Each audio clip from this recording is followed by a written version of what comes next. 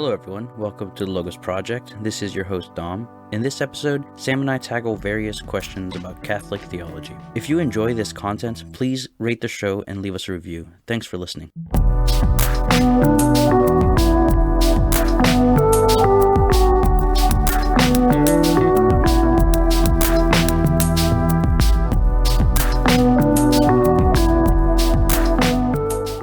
Jesus walked On the water. I don't think that's how it goes. Oh, by the way, since you don't have the earphones, I'll kind of signal if you're too close or too far. Show me the Right there's perfect. So that's perfect. That's get away. That's come closer. Make sense? Couple things I wanted to talk about. Wait, so let me introduce the show real quick. Hello, everybody. This is Dom with the Logos Project, and today I'm joined by my friend Sam to do an episode on Catholic versus Protestant questions. That is not my intention at all. Okay. Catholic versus Protestant. I just had a question, something that came to my mind. Okay, scratch that. Welcome to the Logos Project. And we don't know what we're going to talk about, but I hope you enjoy. Sam, how you doing? Bro, I'm good. You sound a little I'm sick. I'm actually not good. Yeah. I have a sore throat. I got that COVID. I don't know if that's true or not. Should I wear a mask? We got to be careful. Are you not wearing a mask right now? Oh, maybe I am. All right. What's up, bro? So I actually just heard that they're, I read this. Okay. That they're planning on mandating the vaccine for military as early as like tomorrow. Oh my gosh. I know. That's crazy. That's a precedent, ain't it? Everybody's like, oh, they've done it before, like they do with all these other vaccines. Yeah. I'm like, well, vaccines that are FDA approved, first of all. Yeah. Second of all, there was like a legit like court case against, actually I think it was against Donald Rumsfeld, if I remember correctly, who was the Secretary of Defense at the time. Oh. Yeah, about the anthrax vaccine. Oh, So okay. the anthrax vaccine is no longer required in the military due to that. Because of that So lawsuit. in my mind, it's like the precedent is set, right? Mm-hmm. I don't know. We'll see. Well, this one's so politically charged that nothing. That's the thing, man. I don't care. Am I afraid that, like, if I get the vaccine, I'm going to, not be able to have kids or dissolve into a puddle of mud or something? Probs not. But it's like the coercion is just absolutely ridiculous. And apparently, somebody was telling me today, and I don't know if this is true or not, that you get paid $100 in some states if you go get the vaccine. So they're just like gradually anteing up the. Yeah. I know there was a couple states who did like a lottery, and it was like if you got the vaccine, you were entered into a lottery, and then it was like some 17-year-old won like $1 million. Oh and my she's like gosh. she's like on camera, like basically gunpoint. Yeah. But she's like, this is just a really great opportunity. Like, I'm really glad I got the vaccine, and like it's like this is where you say I'm going to Disneyland, amp up the vaccine. Chill out. Yeah. Oh man. It's whatever though. It's ridiculous. Crazy. Yeah. But anyway, I think so. Yeah. A reoccurring discussion that I've had with said name Catholic peoples. No, so it makes a lot of sense, right? So I think it's very beautiful the way you guys draw the parallels between clearly like a relationship with Christ. Yeah. The church is a bride of Christ. Yeah. And then there's like this essence where communion, right? The Eucharist is like this conjugal, like, I don't know, like coming together. Yeah. Right. So that's very another well said, by the way. Oh, really? Thanks. Yeah. Try not to cut that out. I just want to say right now that he cuts out everything that I say that's good. That's not true. That's not true at all. All right. So Yeah. with that being said, okay, something one of my friends told me is that you cannot have an actual marriage unless you have sex. Oh, okay. So we discussed this. I kind of want to talk about that, but my main question, right? I was just reading the other day, and this popped into my mind, right? So when Jesus first breaks the bread, right? Yeah. In the Last Supper, he says, "Do this in remembrance of me." Yeah. Why would you ever describe sex as "do this in remembrance of me"? Yeah. Clearly, that's not the case, right? If he's there, if there is wait, you already got to answer or what? Well, I mean, yeah, but go Oh ahead. no, I'm just curious. No, keep going. That's the question. So you have issue at the description that Jesus uses? I feel like that's clearly drawing you in the other direction, right? Where it's like, this is symbolic. That's why we're doing it in remembrance. Gotcha. Right? I wouldn't have. Yeah. Yeah, well, obviously the first thing you need to do is to look at the text in the original language. Interesting. Do you need to um, Google it or something? no, the word in Greek is anamnesis. So, it's a very interesting word because it's This is the word for remembrance. for remembrance, yeah. And so, so two factors come into play here, right? The language used and the theology that accompanies that kind of language. Does that make sense? Yeah. So, yeah. So are you looking it up? I'm not looking. No, I'm just looking up the Okay. verse. Yeah, probably Luke 22. So I thought the one that popped up was Corinthians. Dude, Luke 22. Nice. The words of institution. Yeah. So I was actually looking in John, and I couldn't find it. it's not in John. Yeah, I know. Yeah. Yeah. So the first thing to remember is, first of all, let's start with some theological background, right? So in the Old Testament, you had different kinds of sacrifices prescribed in the law, correct? Yep. Yeah. So some of these sacrifices were sin offerings. Some of them were guilt offerings. Some of them were the famous one, Yom Kippur, which was done once a year as a collective sacrifice for the sins of Israel by the high priest. So you had all these different cultic descriptions and things to do, right? One of them was obviously the Passover. And so the Passover is described as a remembrance offering. Because when you celebrate the Passover, you remember what happened in Egypt when Israel was delivered from Pharaoh. Does that make sense? Mm-hmm. So for the Jews, when it comes to the theology of liturgy, of worship, right, the acts of God's salvation, the acts of deliverance that he performs in history for the people of Israel, in the liturgy, what happens is that they enter into the celebration of Israel as a people through time.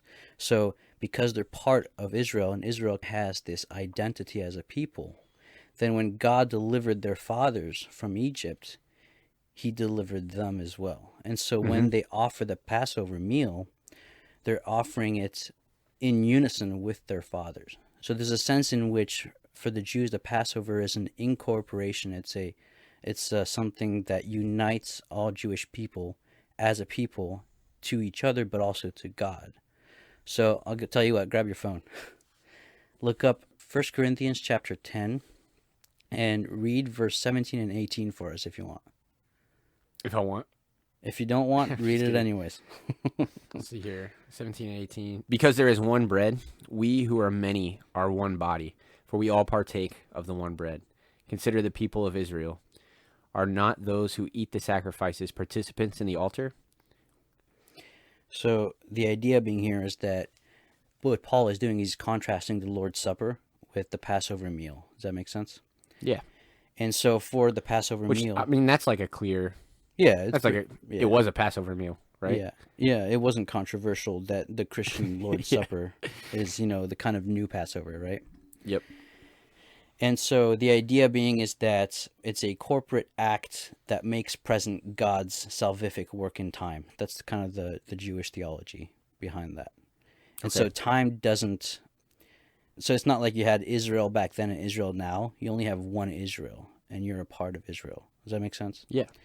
So, and then you combine that with the fact that when they were offering these remembrance sacrifices, they were actual sacrifices. It wasn't something symbolic to call back. So it's an actual sacrifice offered to God. It's not just a symbol that represented the sacrifice offered in the past. And then you combine that with the idea that when the Jews were offering sacrifice in Jerusalem, so you have a lot of this in Jewish literature, like commentaries on scripture, where all the sacrifices they offered were understood as representations of Mount Moriah when Abraham offered his son Isaac to God. So they were making present the merits that Abraham earned through his faith on the mount. They were making them present here and now for the people of Israel. So think of when Moses is on the mountain during the golden calf. It says, remember what you promised to Abraham, right? Mm-hmm. So the idea is that God's faithfulness doesn't cease with time. It's eternal because he doesn't go back on his word. And so when God prescribes things to man, when he does them, it basically makes present that promise. We're starting to have this kind of covenantal oath-swearing idea here, vows being exchanged between God and Israel. And so remembrance, if you think of it in English as a 21st century Westerner, you think of the idea of I'm recalling something that happened in the past. For the Jews, that's not what that meant. For the Jews, it meant I am being incorporated into an action that God has sealed. That is something that he will not go back on. And so when I participate in this sacrifice, I'm being incorporated into that reality that was promised for my people. Does that make sense? So it's kind of a long-winded answer to say that remembrance isn't symbolic for the Jewish mindset. It's sacrificial and it's incorporative. So it's kind of a cultural shift that there's a difference there between the language. In my mind, it's not necessarily something that's happened in the past, which I guess I buy that. It's just that I don't understand how it would be participatory, right? I don't know. I'm not seeing that connection. Participatory? So the idea is that when God delivered my fathers, he delivered me. So in the Epistle to the Hebrews, the author says, in the sense that Levi gave thanks to Melchizedek, he offered the tithes to Melchizedek because Levi was in the loins of Abraham. It's in chapter 7, I believe. The idea being is that because of that kind of kinship tie, when you offer tithes or when you offer sacrifice, right, you're not doing it to remember when it was done rightly. What you're doing is you're participating in that action as part of that people. Okay, so when I meant participatory, I meant, I guess, in the sense where, so this for you guys is not an argument for like transfiguration at all. Transubstantiation? Yeah, sorry, Yeah, not fine. transfiguration. Yeah, that's fine. Yeah, no. I mean, I think that what those words show is that the Lord's Supper is a sacrifice. That's all I would say. It doesn't show, those words specifically don't show that Jesus is the bread, right? I would say his previous words, this is my body. That's what that would show. But do this in remembrance of me is more of the sacrificial aspect of the Lord's Supper. I think that's all it points to. So I wouldn't use that phrase to argue for the real presence, if that's what you're asking. Okay, yeah. No, yeah. That's fair.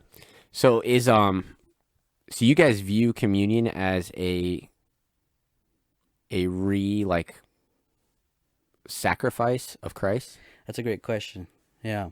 So the short answer is no, right? Because Christ was sacrificed once and for all. Mm-hmm. And if we re-sacrifice him, what that puts in jeopardy is the efficaciousness of his sacrifice. Totally agree. Because it means that it didn't work. We got to do it again. Weekly. Yeah. So the Epistle to the Hebrews is all about that, right? But really the key to understand the liturgy of the New Covenant is to understand the Ascension, as well as what we actually just talked about, which is the theology of the Passover in the Old Testament. In the Ascension, what happens? Christ leaves, you might say, man space, creation, right, in a certain sense. And he basically enters into God space, right, what we call heaven. Mm-hmm. And so God is the author of life. He's eternal. He's not constrained by time. And so when you read the book of Revelation, what you see is the presentation of the Lamb standing as slain, right, his self-offering to the Father. So in Revelation, you have this kind of cosmic and eternal gift that was ratified by Christ after the Ascension. The Ascension, the purpose of it is for him to go and present to the Father what took place here on earth. Does that make sense? Mm-hmm. And that's never ending? Yeah, the presentation is something that, well, it's not that it's never ending, so it's kind of tricky, right? Never ending implies that it's going on. Yes. Which implies a succession of time. Yes. But it's outside of time. Yeah. So it's an eternal present offering of the Son to the Father. Right? And so all that means is that when Christ ascends, his work is completed in the sense where he's offered the perfect sacrifice and now he's like standing as slain, which is why the image is so perfect. So that standing as slain is the ultimate, unrepeatable, infinitely efficacious sacrifice of Christ, right? So what happens at Mass is that eternity enters into time.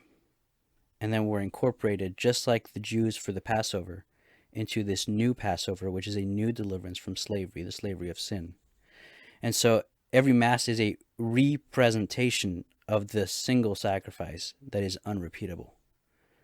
So representation and repetition are two different concepts, right?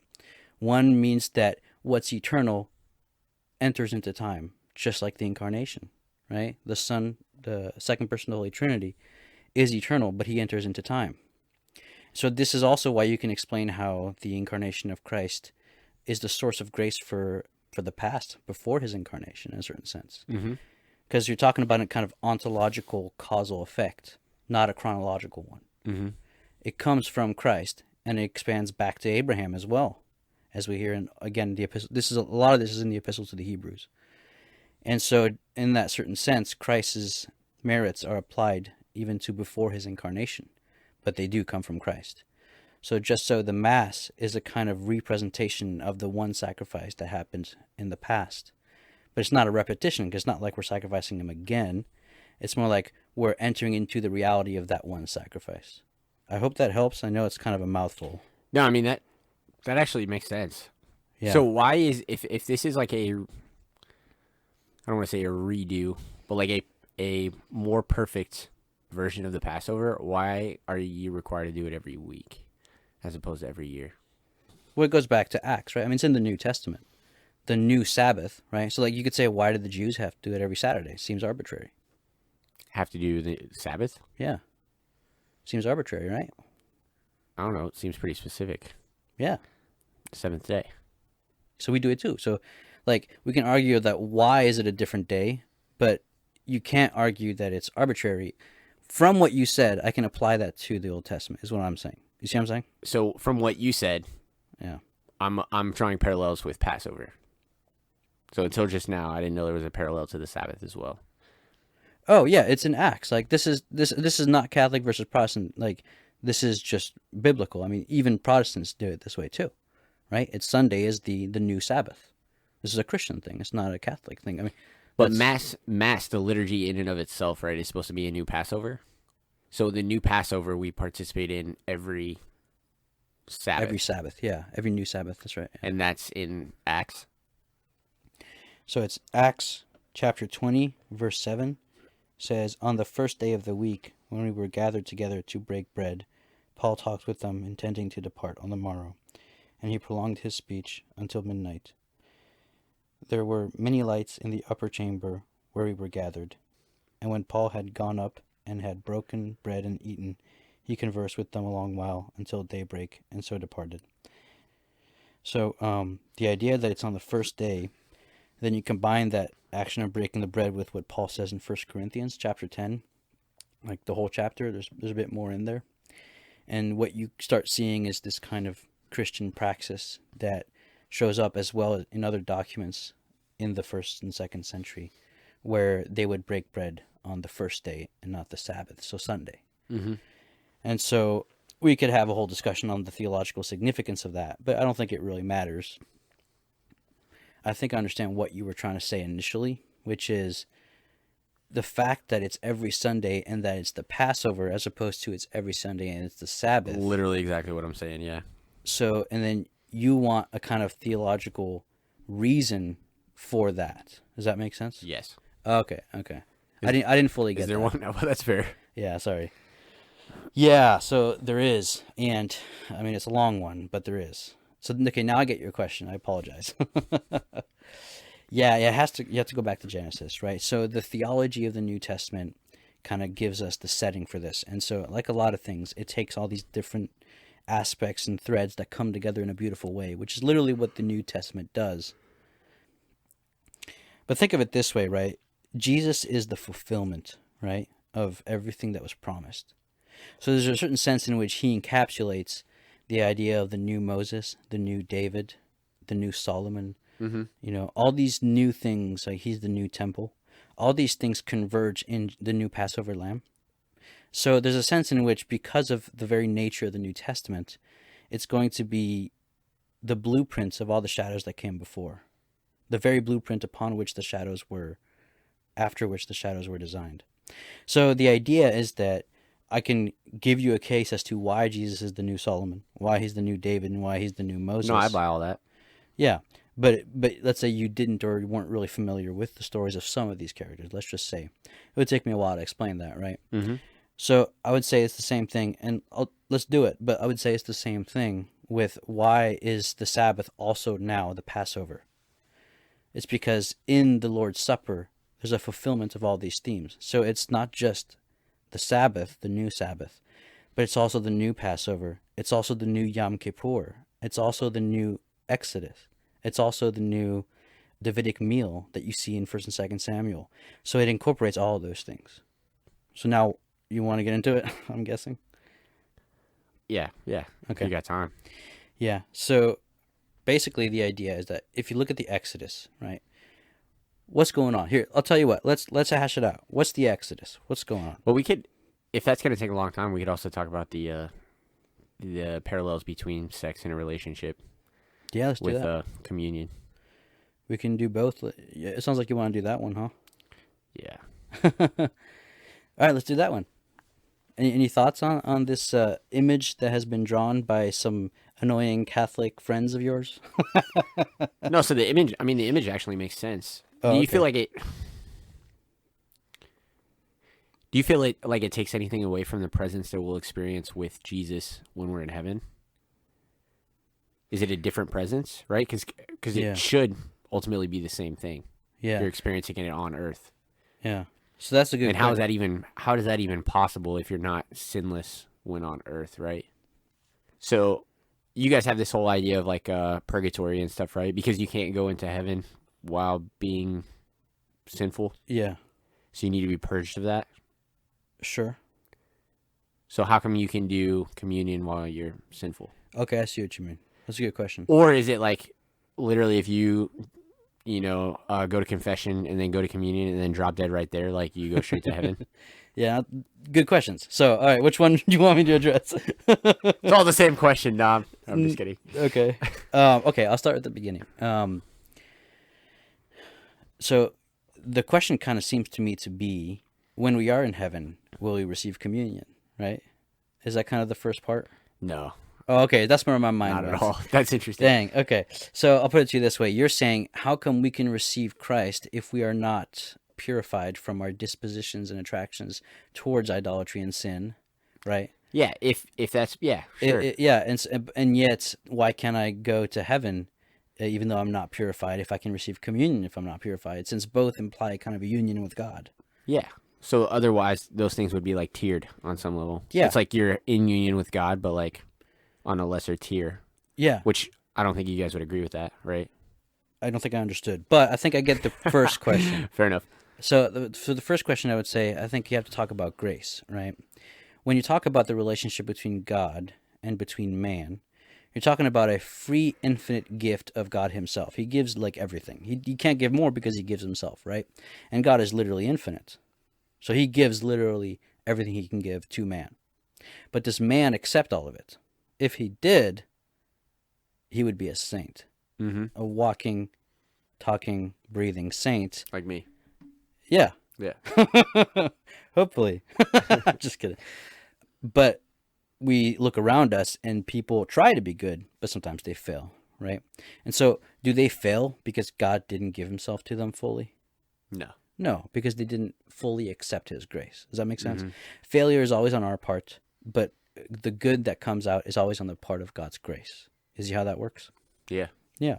So the idea here is that God offers himself in communion. And if we are in mortal sin, for the Catholic, the idea is that you have committed an act that is willfully and fully knowledgeable, a rejection of God. And so when you go receive him in communion, after having willfully rejected him, and you know very well you did, and you said, screw it, I'm rejecting Jesus Christ, but then you go receive him, that kind of intrinsic contradiction is blasphemous. Mm. Does that make sense? Like Joe Biden? Is that? I don't know what you're saying. Oh, no. Oh, because he receives communion. Well, Yes. I don't think he does anymore, right? Isn't that like a? Yeah, I don't actually. I'm not really. I'm not too spun up on that either. I Yeah, don't really care. but to answer your question, yes. Do I think he should? No. As a Yeah. non-Catholic. Yeah. So there's that, right? But then if you're trying to accept God's grace and He's offering it to you, and you don't reject Him in that manner, but you are sinning because you're weak, then God isn't going to say, "I want you to be perfect before you can be united to me." Rather, what He's going to say is that by coming to me more and more and accepting me more and more, you will become perfect through the workings of my grace in you, right? But in heaven, you're talking about the completion of the work of God's grace. So again, you have the kind of man in time and then man in the eschaton, where that's completed. So the idea for the Catholic is that in heaven there will be no weakness because God's grace will have been completed in the human soul. You will have been fully purged through God's grace of all those defects that prevented that total union. So that's why you could say that the union that we have in communion in history is imperfect compared to the union that we'll have with God in eternity, because God's grace is still at work. Does that make sense? That actually is a really good argument. Yeah, that Yeah. makes a lot of sense. Is Well, it true glad that I could help there. Since heaven is in the sky, if too many people go to one side, it will like capsize? Yeah, it flips. Yeah. That's it. He inverts the power structure. That's really fun. The meek will inherit the heaven. The first will be last. As we're toppling over like Titanic. Oh, that's great. That's great. All right, so back to the parallels to sex, right? Okay, go ahead. So agree or disagree with this statement? Yeah, You cannot be married unless you have sex. I disagree. But you could yeah, I disagree as well. So I guess that Next question. I'm Yeah, just kidding. I think I say at work all the time. I go, good question. Next question. Good question. Next question. Good Yeah. question. Next question. But I do think that we can look into this though, because I think where it's coming from is there's a distinction being made. I wish I could pull out the text I was reading a couple days ago. It talks about this, but Oh, a little TOB. yeah, it was TOB. Yeah, theology of the body. He talks about the. Actually, let me pull it up real quick if you don't mind. It's not the text; it's Boy, I a don't summary. Summary that you wrote. Yeah. After school. Okay, I found it. So this might help, Sam. If it doesn't, I apologize, and I'll add some other stuff that hopefully will help, because this is my poor summary of a genius theologian's text. So in audience 103 of John Paul's Theology of the Body, he talks about the substratum and content of the sacramental sign of spousal communion. All right, let's skip the title. Holy crap. We'll skip the title. That's a lot of S's. Yeah, welcome to JP2. kidding. Yeah, reading his TOB is pretty dense. Okay. In this audience, the Pope defines marriage and makes crucial distinctions. He says, quote, "In the normal course of events, sacramental marriage is a public act before society and the church, by which two persons, a man and a woman, become husband and wife, that is, the actual subject of the married vocation in life." I'm going to read that again.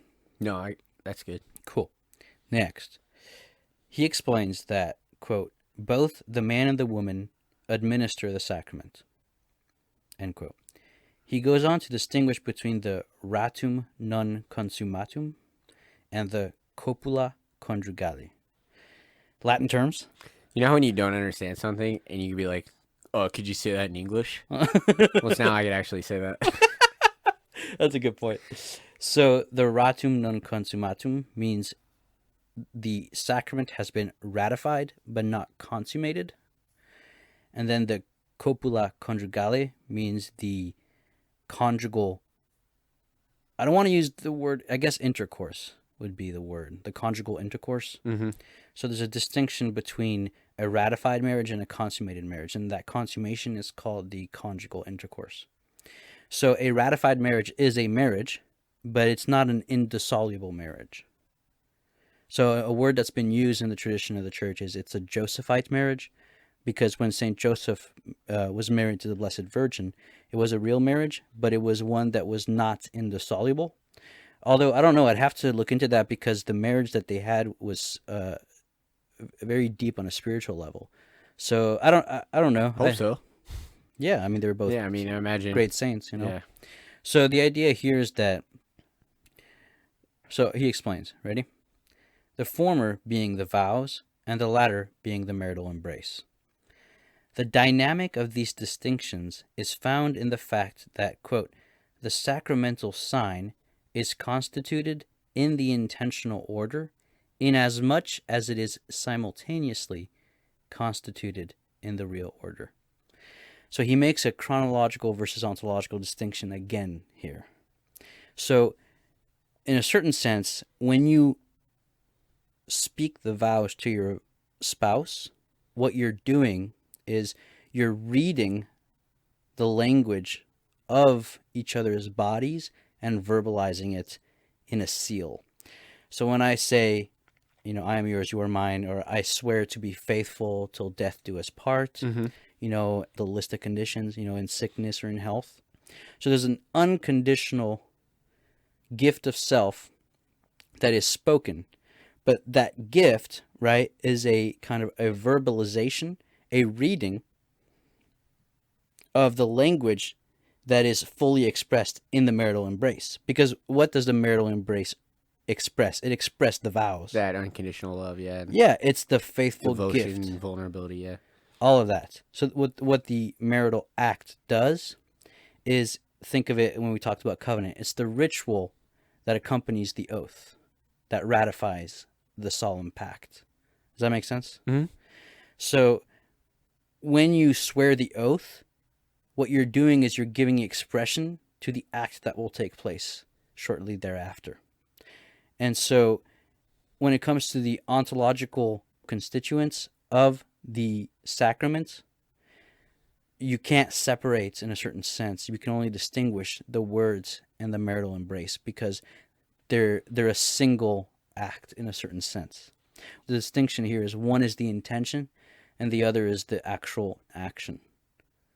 Anyway, that was a long-winded way to basically say that when you mean what you say, the marriage is ratified, but then you act on what you meant and it's consumed.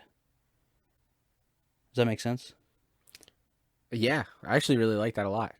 In my mind, it's like the whole faith versus acts thing in a lot of ways. Yeah. Right? So the idea is like, well, if you're faithful, then you will act that out. Yeah. And it's ultimately moot, right? Mm-hmm. So you like the two things are so intertwined that it's hard to separate them.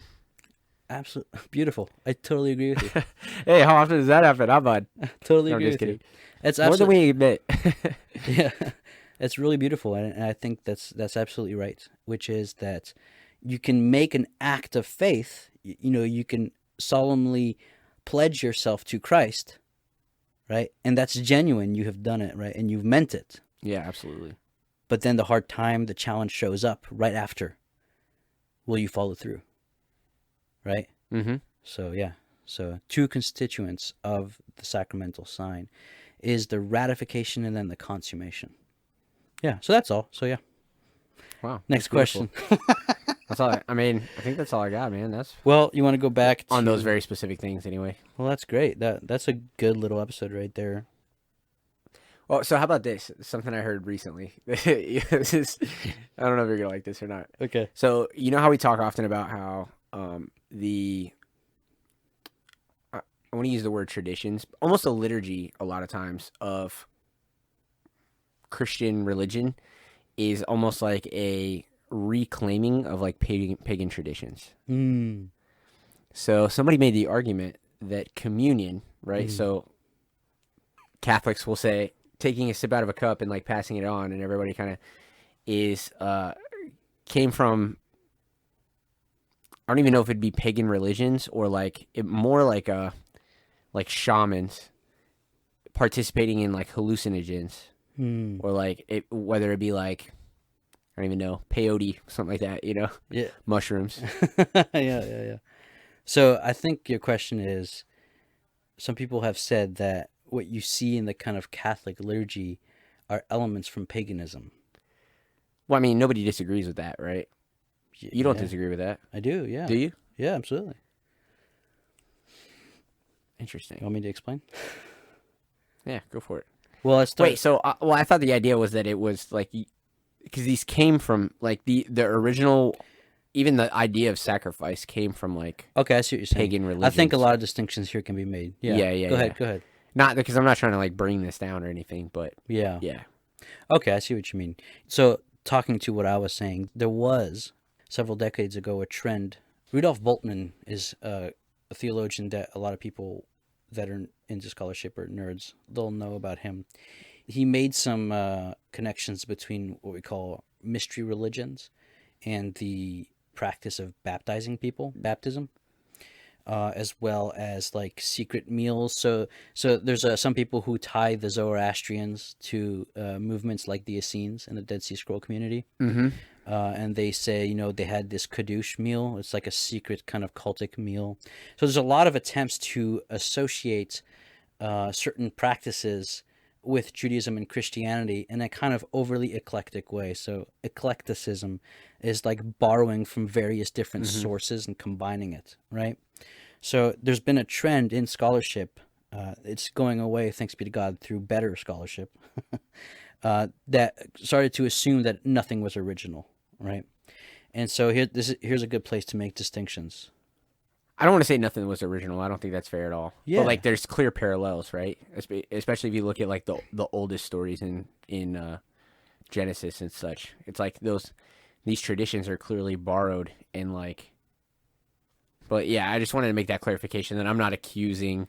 Yeah, and that's totally Christianity of being unoriginal. I think it's vibrantly original. I think that's why it stands out among every other religion. Yeah, so I think we're in agreement here. On the opposite side of that same coin I was mentioning, there's this idea that Christianity is purely original, and other religions don't have similarities, right? So again, the fine line, because we're talking about humans. Mm-hmm. We're talking about human behavior, right? But we're also talking about the Holy Spirit working in human behavior.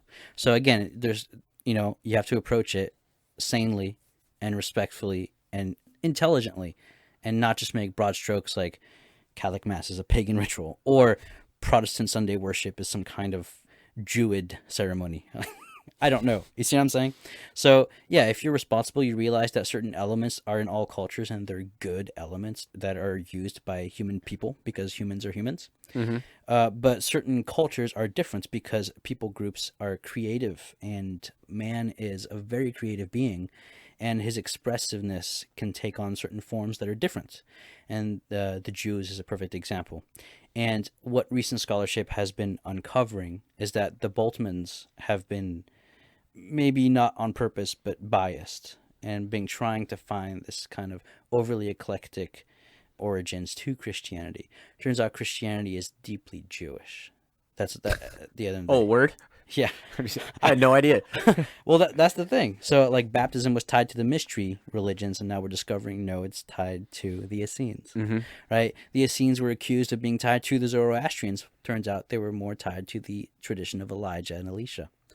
So, other things like that, right? And so, Catholic Kaddish meal is tied to some kind of sectarian, mystic Roman movement where they eat their god, right? Turns out, no, it's tied to the theology of Proverbs and the Passover. So things like that. So, but it doesn't mean that when Christianity spread in the West, they took on some of the reverent practices of other pagan people. For example, the kneeling at Mass is something that was never done in Rome. Why would you kneel? Kneeling didn't mean reverence. The way you showed respect was standing. So the idea of kneeling as a reverence posture is something that comes from the Gauls. So they were a pagan tribe. They were occupied by Rome. Eventually, they were conquered by the Franks. So towards the end of the Roman Empire, they became France, right? So the idea being is that things like what is a most reverent posture differs per culture, right? But the theology, even though there are theologies of other peoples who have similarities because reality is real. Mm-hmm. And so if someone gets a little bit of it right, then there's going to be similarities with the truth. So I hope that helped answer that one. Yeah, that's interesting. Okay. I just meant to bring it up as like I'd never heard that before, Yeah. right? The idea of how did hallucinogens participate in early religions? Yeah, so that's another thing is like there was this argument that I've heard where some people say, well, what if the early Christians participated in hallucinogenic rituals? Mm-hmm. And I mean, is that something people have actually talked about? Yeah, it's been brought up by a couple friends of mine before. And so, again, distinction. When you're talking about Christianity as a movement in history, the theology of Christianity, because of its deep roots in Judaism, would have not acted in that way. However, since Christianity was targeted at the nations, right, it had to take people with very different backgrounds, namely that were not Jewish, and try to not bash on their head, that's a wrong word to use, but try to inculcate into them these good and virtuous practices. Bible thump them. Yeah, Bible thump them. Yeah. Prior to the Bible. But what does that mean? That means that when they get lax and they want to go back to worshiping Thor, some eclecticism might take place, in which case the church kind of comes down. So one good example is the not the Carolingians. I'm thinking of someone else. The something Indians. I know. The little Indians. The Elizabeth Warrens. There was one sect in the 4th century that was from a Arabian background who started offering the Eucharist to Mary as if she was one of the goddesses of their old religion. And the Eucharist became... That's pretty Catholic, isn't it? The Eucharist became this kind of like fruitcake offering. It was weird. And so one of the bishops of the church wrote saying, yeah, that's a no-no.